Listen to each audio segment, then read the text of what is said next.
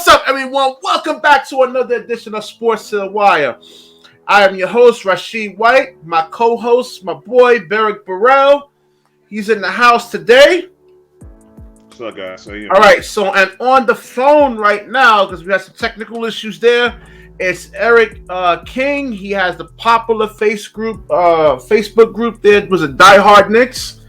And I will leave that link in the description. It's a pretty active group, and I mean it's a lot of great activity in there, especially if you're a diehard Knicks fan. There, definitely check this out. Let's get right into it over here, man. The trade deadline is actually tomorrow, and the Knicks, should they actually blow this whole thing up, try to make try to actually make a move over here, or should, because we don't want to see them regress. They had a good run last year. They made the playoffs. We want to see progression, not regression here. And should they blow this whole thing up, we look at Julius Randle. And actually, Eric, take us off over here. What do you actually think, man? Well, depending on who you get, it's not exactly blowing the whole thing up. If you're getting something good for Julius Randle, it's not blowing the whole thing up. You still have a core that's in place. And I definitely, if I was in the Knicks organization, would leave everything as is. Because you have some movable play. You have a log jam right now at several positions. And somebody's got to go anyway, because you can't keep all the youth that you have long term. And that's why I didn't understand when some people said they wanted to get Fox on his team, which would have been another point guard and another young point guard. Then what are you saying about Deuce McBride? You know what I'm saying? Because it comes to a point where somebody has to be developed. We keep saying for years and years, Knicks fans have cried and said we tired of drafting people. They go away to other teams, become stars, get rings, or whatever the case may be. We never develop. And then when we finally stockpile a lot of draft picks, everybody want to keep changing. Well, that's not how other teams build dynasty. You gotta have stability and build chemistry and have people be together. It's not going to be an overnight thing. That's not how the Celtics did it. That's not how the Golden State Warriors did it, and a few other teams. You gotta have some people be together for a while. We can't keep changing. And every time we got a first round pick, or people wanting us to get another first round pick, you're gonna bring in another pick to replace who? And then now you gotta have that person grow. It's like the cycle never ends. All right, Beric, your take on that. My take on what Mr. Eric said? Yes. Well, I don't have any disagreement in regards to continuity, because that's exactly what he was saying in a nutshell. It's just basically keeping everybody together, try to build a camaraderie, try to build some level of consistency, and give the players on that team the knowledge of knowing who is going to be getting the minutes. All right. Again, you and I, Rashid, once spoke about it many times. I always said Tibbs don't even have a consistent starting five. And then when he does get players in there, the moment they get going, next thing you know, they're on the bench. So it's really hard to build this consistency when you have a head coach who wants to do things his way. I mentioned off camera. I'm sorry. Yeah, I mentioned off camera that, the last time, and you mentioned that, Eric, about continuity, and like I said, in hindsight, to support that comment about continuity, the last first round pick that we held on to for X amount of years was Charlie Ward, who by and large was a football player who basically decided he was going to enter the NBA draft, and he won the Heisman Trophy as a quarterback. So he was a decent point guard. But he was the last first-round pick we held on to. Everybody else we had is pretty much going on and has success elsewhere. But we have to have consistency on this team. That's why I didn't understand this pick of this coach, because the Knicks fans have been crying for the longest about continuity, stability, and everything, getting draft picks, stockpiling draft picks, which actually started before Leon Rose. It started with Steve Mills. And it's sad that he's not going to get credit, because he actually gave Leon Rose a lot of things to work with in the brief time that Steve Mills was in control of the team. It was him who sent J.R. Smith and Shumpert over to start off the draft picks. It was him that did the deal to get rid of Kristaps Porzingis and get more draft picks there, salary cap stuff, you know, and he didn't get to finish the job that he was starting and Leon Rose was brought in. But Steve Mills, believe it or not, deserves some credit, even though people always wanted to diss him because, he's been in this Knicks organization for so long, he needs to go. Yeah, but he wasn't in the position of authority for all those years. He was always a yes man, having to take orders from other people. Now when you got Leon Rose in this office, did he listen to the cry of Knicks fans? No, because if we want to develop youth and have stability and continuity like you said, then why was Tibbs the pick? Okay, you know, top 5 picks for coaches. I had Mark Jackson, number 1, who was still being blackballed in the league, but I'm hearing rumors they may finally consider him. I had Jeff Van Gundy. Woodson was my 3rd pick. Kenny Atkinson was my 4th pick. And Kenny Smith, who interviewed for the job, was my 5th pick. Tibbs wasn't on my list at all. He's not a developing coach. We've seen this story already with Chicago, and we've seen it with the Grizzlies. Okay, let me Chicago. No, I'm sorry. Go ahead. I'm sorry, Eric. Go ahead. No, I'm sorry. I said when he was with Chicago, he made 6 players injury prone right away. The first 4 was Carlos Boozer, Luol Deng, Joakim Noah, and Rose, which Rose is now hurt a 2nd time. Later on, it was Heinrich and Gordon, and someone else mentioned to me another player there at work. I forget his name. Rip Hamilton echoed about what Tibbs does with burning out players. He tried to do that with the Grizzlies, got sent packing out of there because Cat and them wasn't going for that. Playing Randle 38 minutes a game. Part of the reason Randle's looking terrible, he looks burnt out half the time. Why would that bulky frame, would you give him 38 minutes? You're giving Obi Toppin the other 10 minutes, which is only 5 minutes a half, not a quarter. And well, Obi looks good. He's making $30 million, Eric. Yeah, I mean, you can't just say, okay, we're going to... He's the guy... He's the man right now on that team. I mean, he's the guy that's actually. So why does that mean he has to play 38 minutes because he's making 30 minutes? He's being paid like he's the man, Rashid. He's not playing like the man. I know. All right, so better, I mean, like who's better than him right now on the team? There's other star players who make way more than Randle and not playing 38 minutes.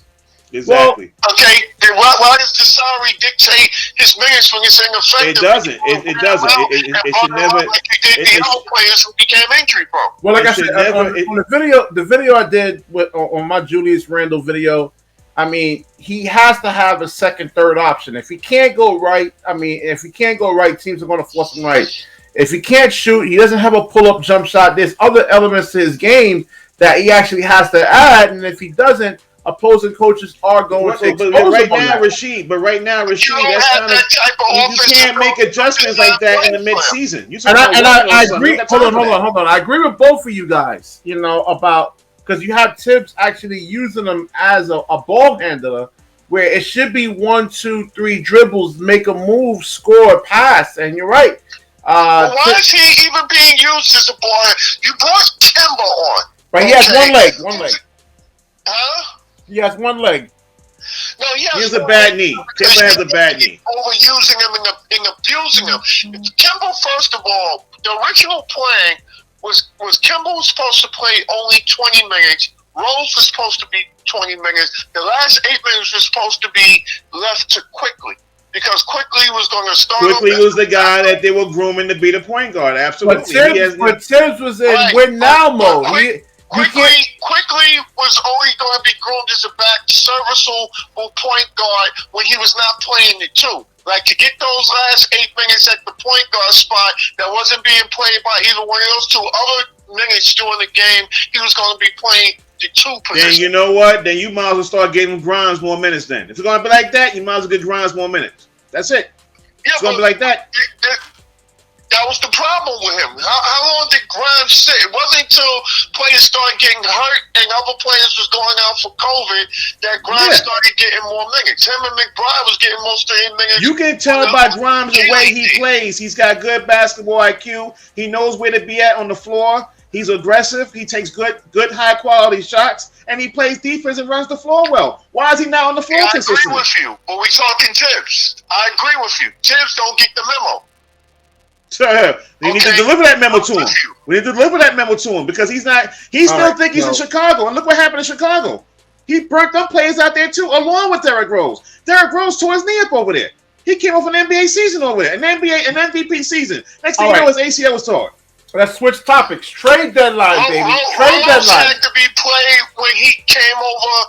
When Rose was already there when Tibbs took over in Chicago. You had to play him because he was the number one pick. I hear you, but he was playing a lot more minutes over there too, you brother. You only play one rookie or two rookies. He's not going to play a bunch of rookies unless he's forced to play. Okay. Well, you win with the veterans. You win with veterans in this league. That's the whole thing. You don't win with rookies. You win with vets. That's the whole thing. I mean, right now, the way it's set up now, you don't got too much time to groom these rookies now. The way they're coming in now is you got to learn now. It takes time. You know that, Barry. We both played basketball. But that's not the way today's basketball is being played, brother. You don't have that time to groom like that no more. You don't got 5-6 years to groom no more. Them years have been diminished. What's always been a winning formula and what's always been NBA 101 is you win with a combination of vets and rookies, not trying to go all vets like Tibbs do. You can't win like that. Okay? You sprinkle in the veterans mixed in with your youth. You're not going to play I fully agree with that. All right. Trade deadline tomorrow. What needs to be done? Now, Eric mentioned Spencer Dimwitty. Now, I think he still needs another year in terms of psychologically to really kind of trust that knee. I do like Spencer Dimwitty. I watched him in Brooklyn. I watched him when he was with Detroit. He has a couple of issues in a sense, though, when it comes to shot selection. And he's a streaky three-point shooter, but he is a 6'6" guard. He can switch on to like three positions. And he's excellent defensively when it comes to moving laterally. And his teammates doesn't really kind of want him there. And he's on a team-friendly contract. I think he's like $60 million for 3 years. Eric and Barrick, what's your take on that, man? Should they actually try to get Spencer Dinwiddie? I mean, something over here, man. I'll take him in a minute. I'll take him in a very quick minute. If you're not getting Dame Lillard, Spencer Dinwiddie's the next best thing, and you're not necessarily taking them to finish off this year strong, you'll have him for next year, and he'll be the bridge from McBride to Dinwiddie to groom McBride for that starting position. In 2 years, that spot should be McBride's full time. Yeah, I mean that you have to look at next year at this point in time.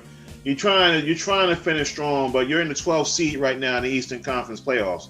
You're on the outside looking in regards to the play-in tournament right now. So it's like we're going to have to catch lightning in the bottle. This trade has to work. If we get you have to get Westbrook. But this trade has to work. We seen Westbrook last year when he was with the Wizards. He got the Wizards into that play-in tournament. And I know a lot of people don't want to hear it. A lot of people don't want to hear this. But, I mean, if you get Westbrook right now, and I know he has a big, big contract, but that's an expiring deal come next year. And I think he can actually propel the Knicks into that playoff seed. I got to actually look at the trades that actually happened that went down yesterday and to see if there's any team that can actually be on the come up in that. I mean, right now, not too many teams have been dealing except that big mega 3-team trade between Sacramento and the Pacers. Also, I want to mention that we did talk about it off camera, but this Harrison Barnes thing ain't going away because the head coach wants him over here. So I don't know if that Harrison Barnes thing is going to happen either. But Dinwiddie's probably the better selection. But don't knock out Harrison Barnes because he might be thrown in there too, bro. Well, with the Westbrook situation right now, what the latest thing I've been reading on Bleacher Report that was buzzing, they really going hard with talking about Westbrook for John Wall. So I don't know what happened. I mean, the trade that was talked about here was Westbrook for Kemba Fournier and I think Burks. Right, that's right. We talked about that last week, I think. Mm-hmm.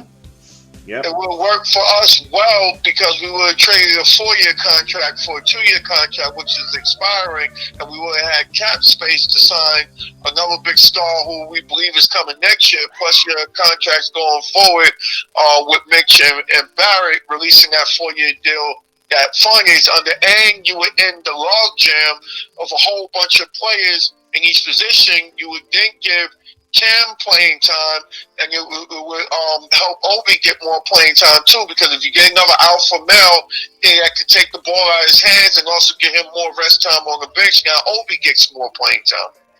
And Westbrook coming here will allow Randle to sit a little longer and get Obi playing. So it will benefit Cam and Obi if Westbrook comes here. Plus, the salary cap money is real fierce for next year. That sounds real good, Mr. Eric. But you know what? We on Rose are going to tell Tibbs this is how it's going to be done. That's just how this is going to have to be. This is how it has to be done. Okay, it can't be Tibbs' way no more. Okay, it's going to have to be. This is the structure. This is the direction we want to go as an organization. So, all right. So currently, right now, the Knicks are in 12th place. I think they can get to 11th, and I don't know. It may be hard to get into that number 10 slot. You know, you have the Rashid. We are 12th seed right now. Look at the realism of the situation. We probably like 4 games behind the 8th seed, but you need to catch lightning in a bottle, and the teams ahead of you need to start struggling. That's the whole concept. We need to make a good trade between now and tomorrow at 4 p.m. By tomorrow at 4 p.m. 3 p.m., right? It's 4 p.m., sir. Oh, 4 p.m.? Okay. All right. Yes.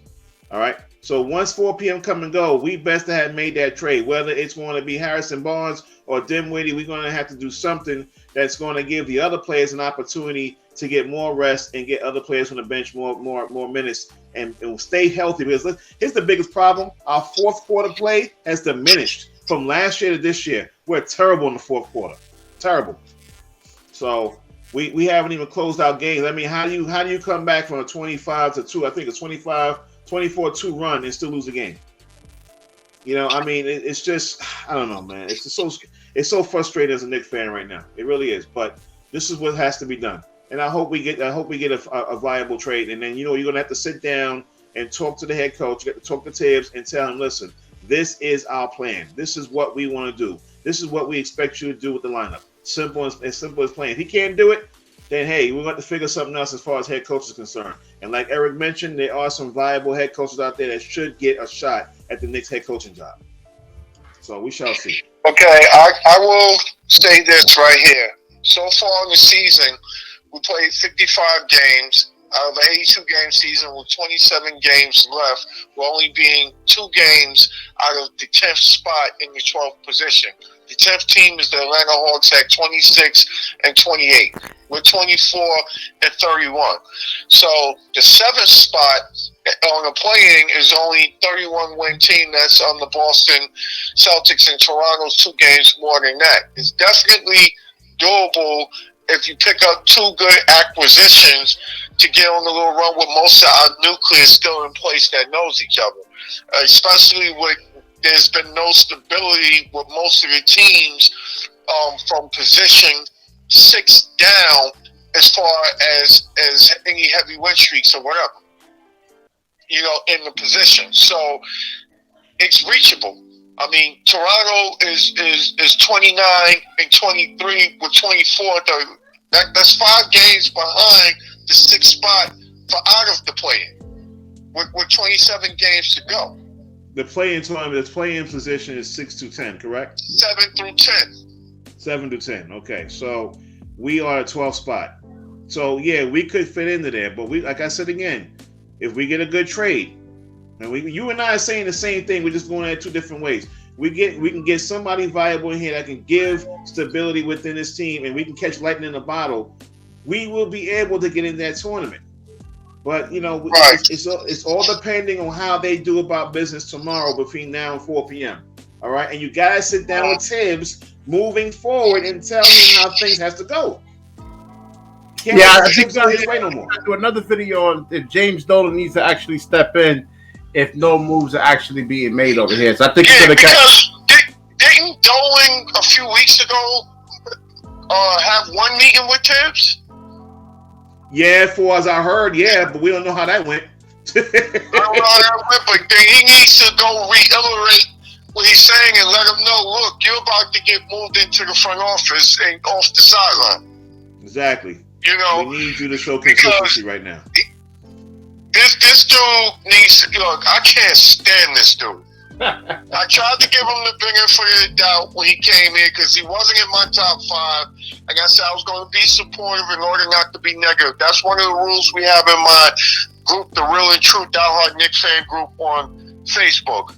We hold off for at least half the season before we start the constructive criticism. We allow no bashing at all. But with Tibbs, not only did I have all of last year, half of this year to evaluate, but I had 2 other teams. So it wasn't like I didn't give him a real chance. I mean, this reputation of his has been following him. I mean, for Christ's sakes, even on the video game, they talk about how you don't play rookies. Yeah, let me ask you something, Eric, real quick. Look at Eric Spoelstra.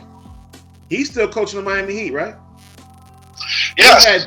They've had different players coming through there. LeBron them left years ago, and Eric Spoelstra is still showing he can coach because he knows how to coach and use his players.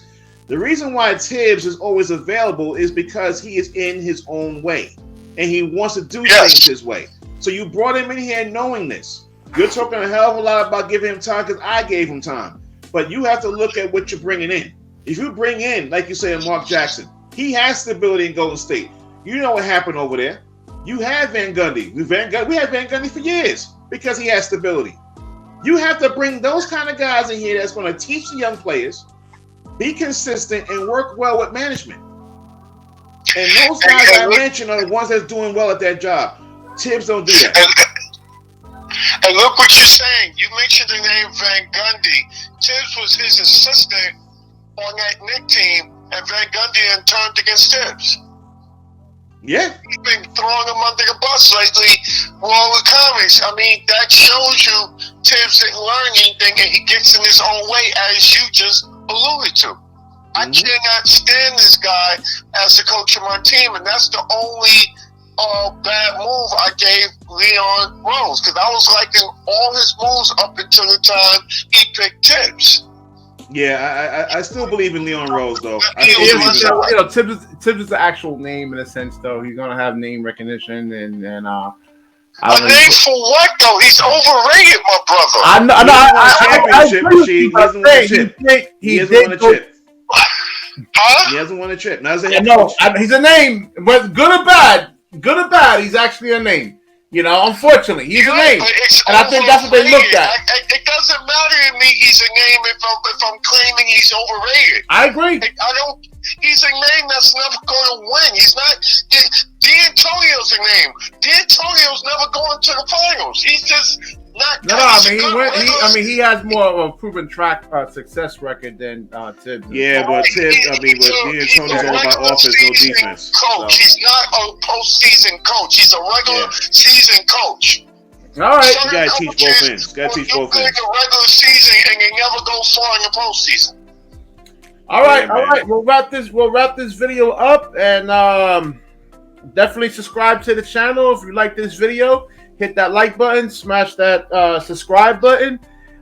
Definitely hit up Eric's Facebook page, his group over there, the Real True Diehard Knicks fan. Did I say that right, Eric? Yeah, the real and true Knicks Diehard group. Yeah. The link will actually be in the description for that group. If you Knicks fans are from Utah, Chicago, I know you guys are all over. I see Knicks fans all over, baby. We all over, baby. We all over. Yeah. That's the way it goes. You know okay. So thanks for coming on the show, Eric. Appreciate it, coming on, man. We're gonna try to get the video working with Eric, and we'll couple no technical issues and everything. But hey, listen, we get it done over here, man. No doubt. No doubt. All right, guys. All right. Peace out. All right, peace.